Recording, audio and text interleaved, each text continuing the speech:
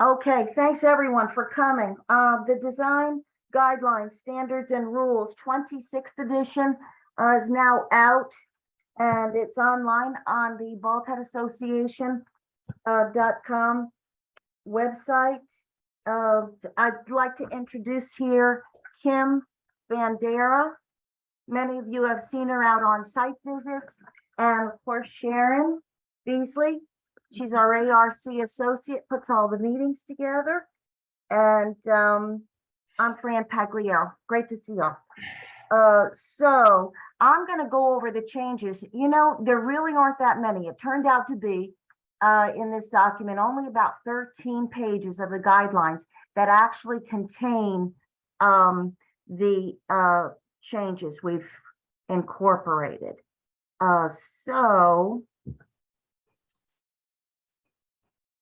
This is what it looks like. It says 26th edition. So if you're still using something that says 25th edition, please refresh that with the link to the 26th edition. We've actually tried to make things simpler. Let me go here. Whoops, what happened to my page? Sharon, I want to. Yeah, I want to share screen. There we go.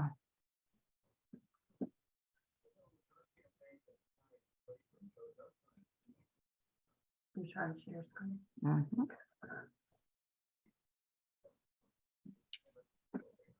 Can you guys see my screen? It's the table of contents. Yes. Yes. Okay, very good. All right, there's the cover page, 26th edition. Again, www.bulkheadassociation.com. What you'll want to do is click on About BHA and then click on Architectural Review, and you'll get these new guidelines right off that page. Again, only about 13 pages are changed. We tried to make the changes a simplification. Basically, we've got a lot of new designers with the building boom. You know, we had a lot of new folks coming in because those of you who are so experienced often didn't have the time to take on as much new business, obviously, as was out there. What we want to do in these new guidelines is stress Bulkhead Island coastal vernacular. One of the issues we're finding regularly, especially with draft reviews, they come in with very little Bulkhead Island coastal vernacular elements. So we tried to make the definition of that more clear. That is now in the glossary of the guidelines, and it is also in the overview. The overview, by the way, in the guidelines is page 63 in these new guidelines. The page numbers are a little bit different than the old ones.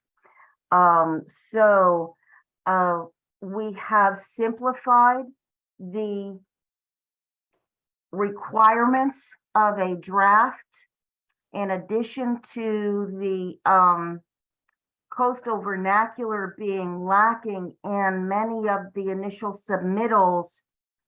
What we found is that many of you had a very hard time getting a survey in time. Surveyors are also slammed, just like everyone else. And basically, if we make the draft review more of a concept review and less technical in requirements, the ARC may get what it wants, which is we get submittals that are more about the overall concept, appearance, and design of a new home out on Bulkhead. And we want designers, especially the new ones, really thinking about what that is. So we don't require a survey anymore in the draft submittal. That will save you guys, we're thinking 30 to 60 days, because that's probably how long you're waiting for a survey. When you do get that survey, it needs to come in with the preliminary, please. And please make sure that it has both a signature and a seal. We're getting a lot of surveys where, quite frankly, you're wasting a lot of time having to go back to the surveyor's office to get him to seal and sign the thing. And I'm wasting a lot of time reminding you that's not done yet. We still need it. Okay. So that's something that should be your surveyor's responsibility.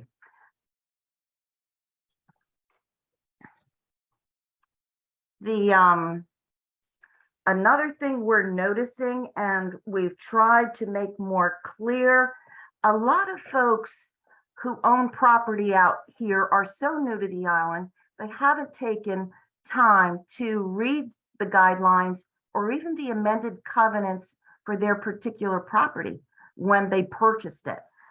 We've had to ask several people who have built walkways and decks on common areas, especially in these drip line communities, to remove them. And that's kind of a lot of hassle and expense to go to. So you smaller contractors who are doing some, smaller renovations, decks, that kind of thing, make sure that when folks are asking you to do a job, that they're not going to be asked to tear it out in 6 months. So we want to be more cautious about submitting. Had those projects been submitted, they never would have been approved.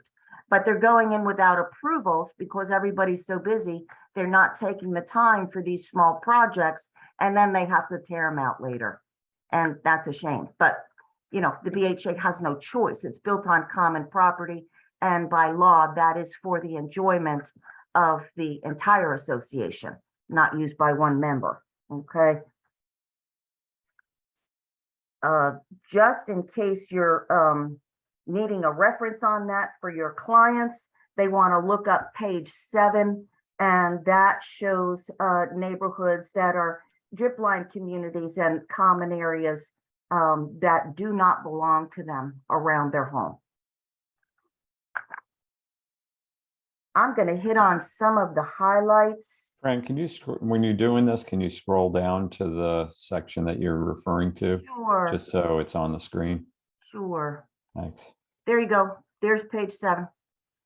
Okay. And we changed this area in through here underneath these communities to try and prevent these folks from having to tear out tens of thousands of dollars worth of decks, walkways, improvements, etc. I'm going to go down to page 12. This is the review process for new construction. We're strongly recommending that we have changed that language. We are strongly recommending in number 2 here that applicants engage architects and designers who are familiar with the standards of Bald Head Island coastal construction.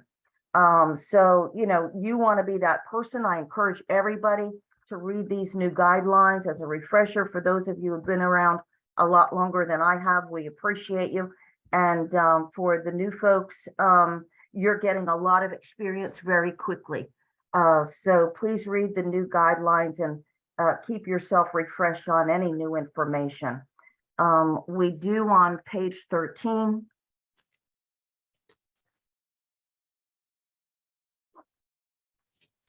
Go over the review process, and we mentioned here we changed step 2 from survey required with draft submittal to survey required with preliminary submittal. So while you're going through a month and a half of your draft review process, you can have that survey on order. And this should save you a lot of time. Okay. And many of the requirements from the draft requirements in the old guidelines have now moved to preliminary. Again, that draft is going to focus on concept.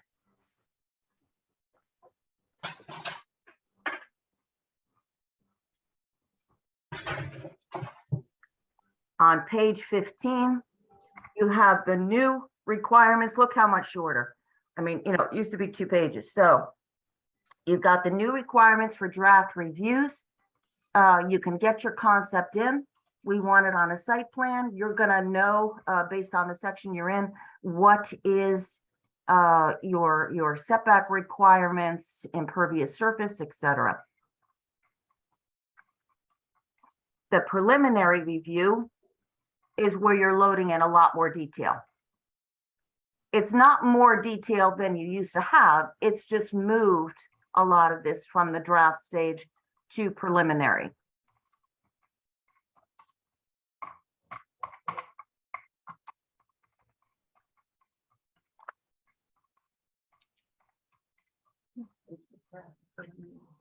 Page 15 and 16.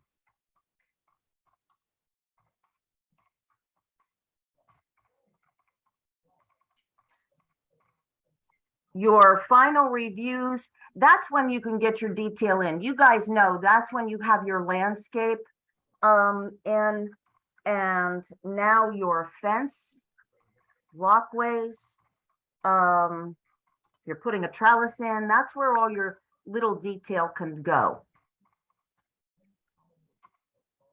Trying to get to, let's see, 19 and 20.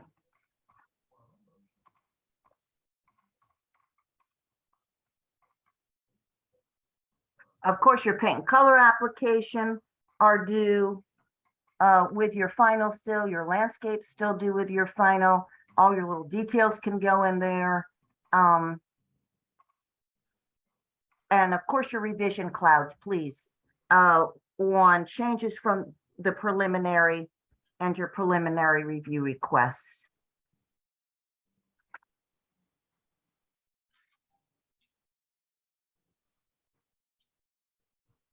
Something we're noticing too regarding new construction, we're well aware that you guys are working with lots that are perhaps not as desirable as maybe the first lots that were built on Bald Head Island.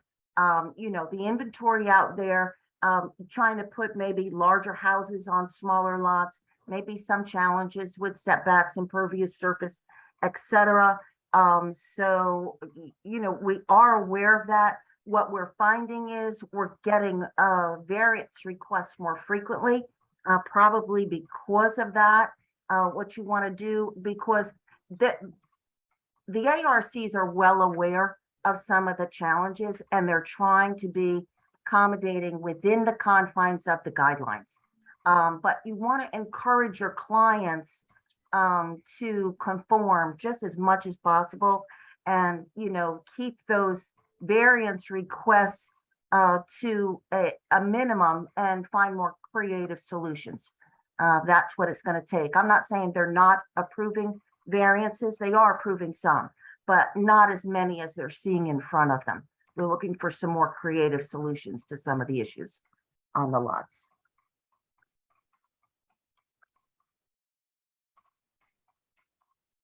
Okay, so page 19, 20, some of these requirements in finals, you know, are just more detailed only because the details aren't being asked for upfront.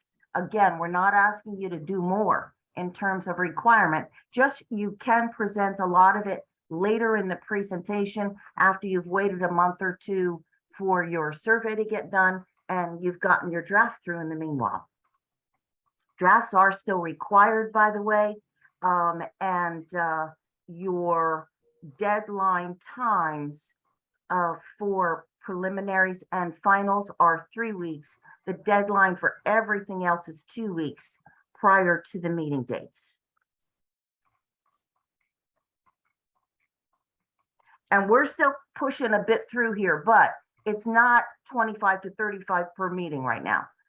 So, you know, we've had time to finish up these guidelines and do some other things, but the volume is still fairly consistent, but not as crazy as it was for a year and a half.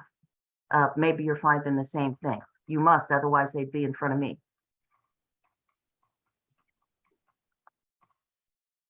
Renovation review process. A lot of folks are having some issue about, you know, where does my project fall in?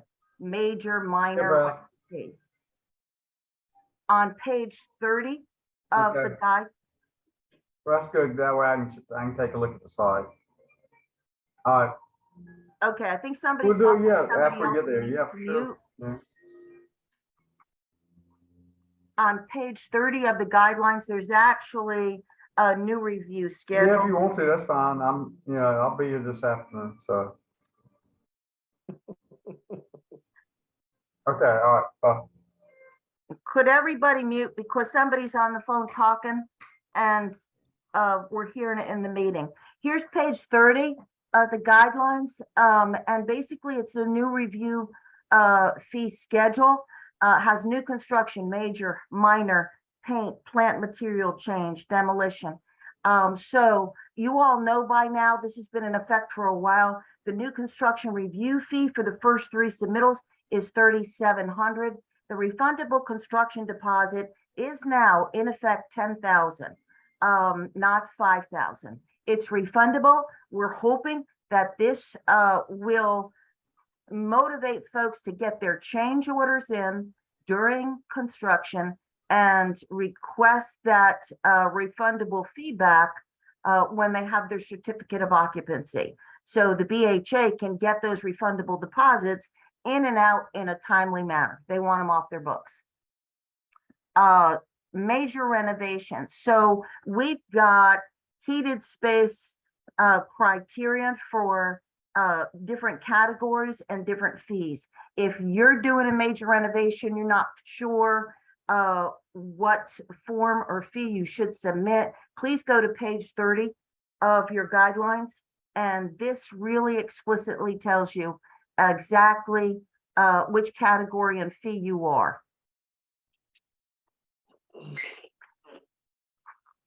Not including new construction. New construction paint reviews are included in your new construction fee.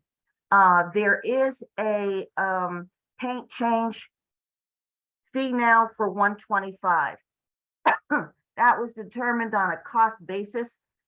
It just takes time to process these. Very often, your clients change their mind 2 or 3 times. We're doing 2 or 3 of these for the same households for free. And it was costing the BHA quite a bit of time and money just to do color. You've got a demolition fee, plant material change. Of course, your landscape for new construction is in your $3,700 new construction fee. So I'm not applying this to that. But plant material change, you'll have a separate plant material application available online. And there's no fee for that. If there is hardscape involved, use a minor, because then we often have to figure up, impervious for pavers or whatever the case may be. So that's going to take a minor change if there's hardscape involved. Plant change only, no fee.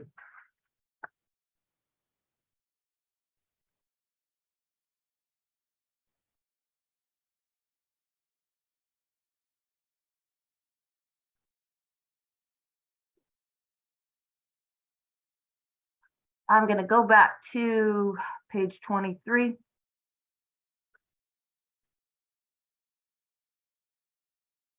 I'm looking at page 27 for a second, folks. Here's variances. Something that is common, I should have mentioned before when I was talking about variances. Your clients don't realize that variances require a hardship. So very often variances that are turned down for the lack of hardship. But there it is, right on page 27, requires a hardship. These are rules for appealing. Every now and then, you might feel that your submittal, your member feels that their submittal deserves an appeal of the ARC decision. An appeal is basically a decision review communicated in a meeting with the ARC. You get 5 or 10 minutes to present the case. The ARC does explain what they base their decision on and reviews that with the member. And if there is not a happy result of that decision review, you can go on and appeal to the board. Your client, your member can go on and appeal to the board. The board will decide not what color your house can be. The board will decide if the proper procedure was followed by the ARC. And if they have any concern about that, they'll ask the ARC to reconsider that procedure. Okay.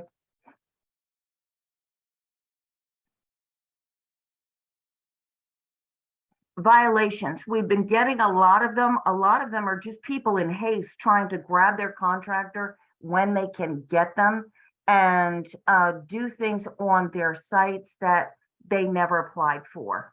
So if you're a contractor doing small jobs out there, please make sure your client has an approval from the ARC. It's going to cost them time and money if they don't.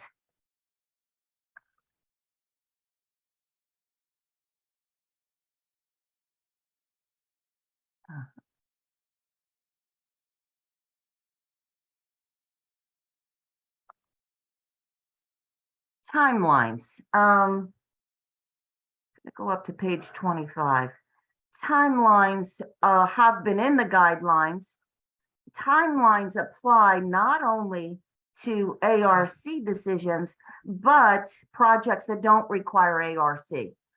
For instance, somebody's painting their house the same color that was approved 5 years ago. That doesn't require an ARC submittal. Only a change requires an ARC submittal. But be aware, make sure your clients are aware that these timelines are in here on page 25. And 3-month limit for painting, 6-month limit for minor renovations, etc. So just be aware that there are time limits. We do need these sites being kept neat, clean, not a lot of trash blowing around. That these dumpsters have to be secured at the top, put some weight on the top of it. We're getting a lot of complaints with all the sites, obviously. But we're getting a lot of complaints from owners that a lot of these sites aren't being kept up with on a daily basis. Water bottles, etc., left all over, and lots of noise. So, if you could just be a little considerate. We've got a larger population on Bald Head these days, and your job sites are all closer to more residences. So we're getting more complaints about trash.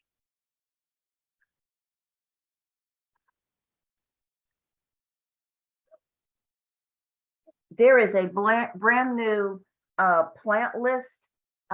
If they're not on here already, you'll want to make your landscape architects aware of the new plant list that's published in the 26th edition. Not a lot of changes. We've color coded it to make it easier for folks. And also something important that everybody puts sable minors in their plans. They're no longer a BHA native. They're now considered a North Carolina native. So if you got a lot of sable minors in all your plans, you might want to pay attention to the ratio that is causing for NC native versus Bald Head native. Okay.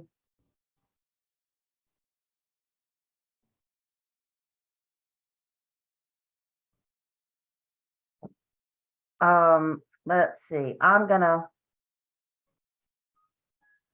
jump to page 121. Lighting. Here's what we're getting a lot of. A lot of us are well aware that now on the internet, there's all kinds of varied lighting available out there. A lot of it is marketed with this turtle friendly phrase that, people think, well, if it's turtle friendly, I'll believe the internet. And that's what I'm going to include for my lighting package. And quite frankly, because it's turtle friendly and that's determined by some Florida organization, that doesn't mean it's going to meet the Bald Head Association light guidelines. So the lighting guidelines are on page 120. And what you'll want to do is make sure that your clients are all aware that turtle friendly by a Florida wildlife organization is not the criterion for a bald head application. So if you would refer them to page 120 and 121 and let them know whatever they're picking out on the internet needs to meet these really specific guidelines.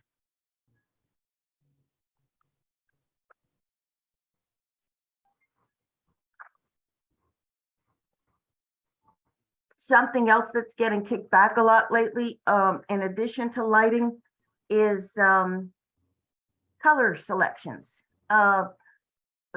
Folks, a lot of the new folks, I think maybe, they get excited when they see a color scheme in a magazine, whatever. I sure understand that. But try and back your clients up a little bit, ask them to review the color guidelines, and make sure that their colors are blending with nature. Bright black and whites aren't really passing. So what we did, one of you guys, one of the contractors, as a matter of fact, made a suggestion when he got a roof kickback, because it was very reflective. And he said, can you guys just send out an email? Because our clients aren't really getting it. So we did that a couple weeks ago. We sent out a blast email. If you didn't get that after this meeting, please don't hesitate to email Sharon and say, make sure I'm on your email blast list, so that you get these periodic pieces that we'll send out. But, that gives them actually excerpts from the guidelines about what color schemes are acceptable. We also let them know, the people on the ARC worked real hard to update a color suggestion book. It's here in the ARC office. Your clients are more than welcome to give us a call, set up a 10-15 minute appointment, and they can stop in, look through the color book, give these suggested color schemes some thought. Also email them. Oh yeah, Sharon just reminded me that the color book can also be emailed. I mean, she's got it all scanned in, and of course they won't see the accurate color on the screen, but they'll have color numbers and brands. They can go down to their nearest Sherwin-Williams store where they live and take a look at the colors in person. That might make it easier for your clients.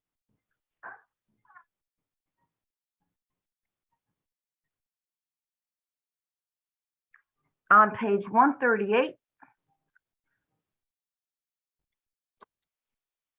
again, what we're finding, smaller lots, bigger houses, more lots are built on out here. Stormwater, they're looking a little more closely about roof lines and how that's going to work with stormwater and watershed. So they changed the stormwater control section a little bit on page 138, folks. And you can read through that. Again, they're looking for sort of natural solutions that blend well with nature. Not a lot of gutter downspouts. That's not what they're looking for. Trenches, rocks, things that are of color, character, material that are going to blend with the bald head nature, but still help control some of the runoff from the roofs.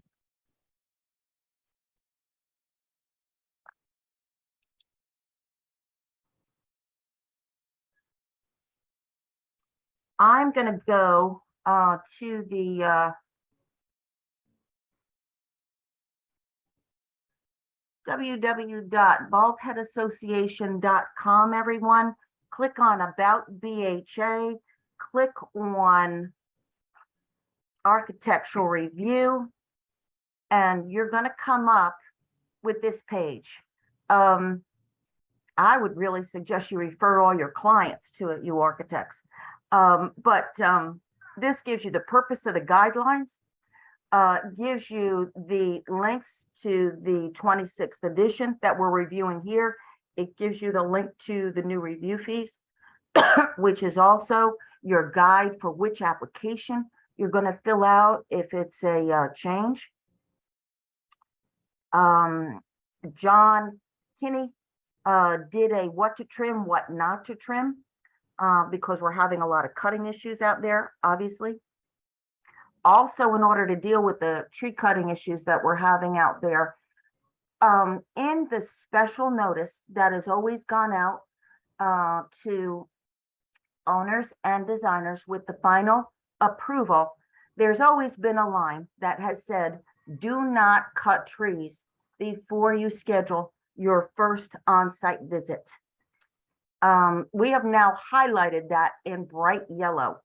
If they look at that page at all, they will not be able to miss that. We are hoping that the folks who are not aware of that policy out here start to really pay attention. There have been fines recently that may help some pay attention. And we do appreciate you guys calling in and say, look, we all have to be real careful about trees. What's going on out here? How come folks are doing this? So yes, we have listened and we are doing all we can to prevent it.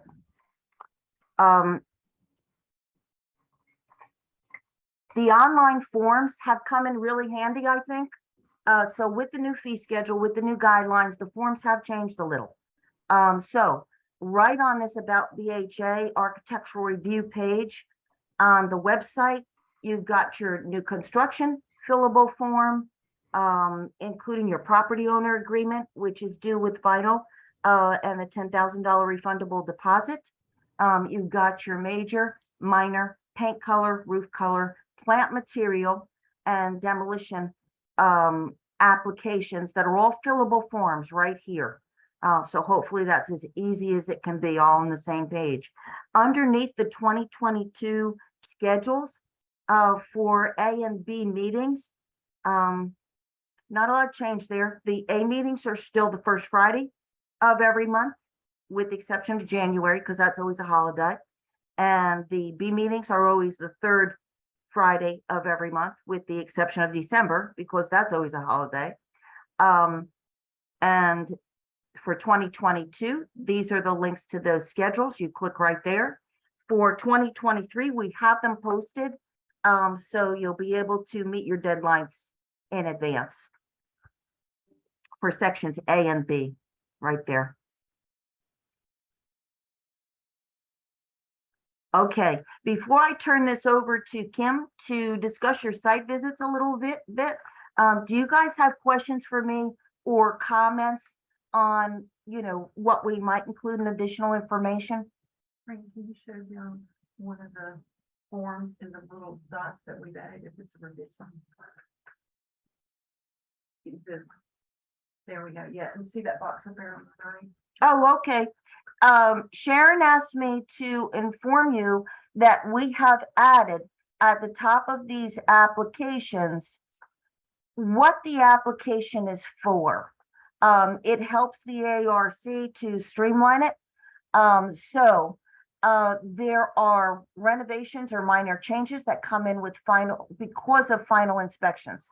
In other words, you may be waiting for your $5,000 or $10,000 back and had to put in a minor change on 3 windows.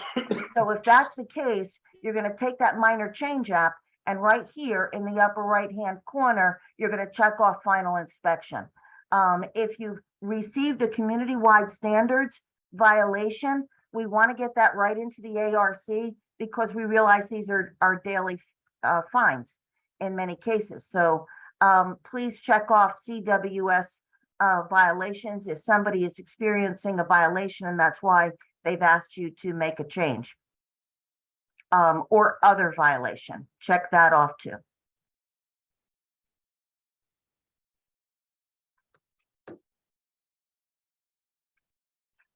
Does anybody have any questions for me? In that case, I'm going to go ahead and introduce Kim Bandera. She's our second ARC coordinator, much valued in this office. We're so grateful for her, because you guys know that Karen and I, for 2 years, couldn't get to a lot of site work. There was so much work in office. So Kim is working very hard out on site to give you guys as much help as possible. Here she is. Great. Hi, everyone. First thing I want to discuss is the site management. As Fran mentioned with the special notice, there are 3 pre-construction visits. The builder needs to call this office, either me directly, Sharon, Fran, just reach out to us so that before any trees are cut down, once the survey marker is there, we look at the site. Thing is, I need an approved site plan that clearly shows where the limits of construction are, generally 6 feet around the building, as well as along the driveway. If you can identify where the material laydown area and the dumpster are going, that helps, from the beginning, knowing which trees are being saved, which ones are not. By the second visit is before the pilings are installed, so the site has been cleared. You need protective fencing around those big trees that are remaining so that somebody doesn't bump into it. Same with the understory. It's the scruffy little brush there that people seem to think, oh, it's not a tree, I can throw the pilings there. That's why we need you to identify the material laydown area so that we're not harming the habitat of our little furry friends. By the 3rd site visit, it's really just making sure everything's right on track, the pilings are up, and things are moving along smoothly. During construction, we don't schedule site visits, but that's when we get calls in this office complaining about site management. So that's why having the material laydown area clearly defined. And, we're not, we shouldn't be seeing pilings and dumpsters and construction trailers all along the front of the property. We need that tightened up. We need that construction fencing up so that the debris isn't pushed over to the side. Sometimes I've been out there and the construction debris is on top of the fence. Like the fence is supposed to protect the area where the house is going. So I really ask that you work with us to keep those construction limits tight, protect the trees, protect the understory where people tend to clear cut such. So those are the things that happen before and during construction. After construction, I go out to the sites for the final inspection. And this is where, if everything goes well, we can return the construction deposit. I've done about 30 of them, and there's always been some issue of a change that happened on site that was not submitted to the ARC beforehand. Such things include, exterior lighting. They decide to put an extra light on the garage. The utility meters haven't been identified. That's one thing that the architects can do early on, is to work with an electrician where the utility meters are going. Sometimes the window trim, porch columns, brackets, and doors, they all get changed during construction. Stair rails are missing if the elevation wasn't quite what you thought. And then sometimes, the homeowner decides that, the door looks better white instead of blue. Those are all things that when the change is decided, if it can come to the ARC, then we don't have to deal with it after the fact. Landscape, the hardscape materials, layout of walkways and decking. Again, we're seeing unsubmitted changes. And as Fran has pointed out, sometimes that means somebody's got to tear up a walkway that may have been approved if it had been submitted on time. Irrigation systems. We're seeing some where the landscape plan is calling for a system, but the system hasn't been installed. which leads to another holdup on returning that deposit. The plants, if they're dead when I go to inspect them, I can't approve that landscape. So irrigation works hand in hand with the plants. We're hoping that the plants will last at least a year. That gets them a chance to be really installed. And they grow, and then Mother Nature can, take over from there. I've also seen some encroachments over setbacks and property lines. Usually they're smaller items like fences, trash enclosures, or decking. But again, when you're designing the properties, when you're going really close to those setbacks, those are the ones where they tend to go over. And then finally, just smaller details like the yes, no tags, the guidelines specify where it's supposed to go. The trash enclosures need to be animal proof. And the HVAC screening needs to be installed. So those are the things that I'm finding on site when the project's supposed to be closed out and ready for approval. So if you can address those things during construction, it can make that final process, finish within weeks instead of months. Any questions? Remind them to unmute. You can unmute if you have a question. Okay.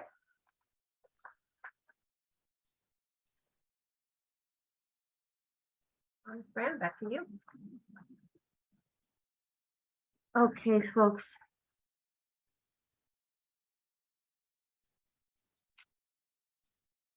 There are no questions out there. So, great. This meeting has been recorded. If there's anybody who mentioned, gosh, I wanted to listen and I didn't get a chance, tell them just to email us, me or Sharon or Kim, and we are happy to send them the recording of this meeting.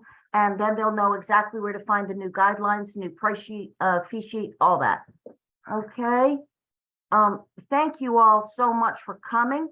You feel free to follow up with us with a phone call or email if questions occur to you later. And we sure do appreciate you, and we'll see you out there on Baldhead. Thank you very Thank you much. so much. Thank you. Bye-bye. Bye-bye. Thank you. Thank you. Bye.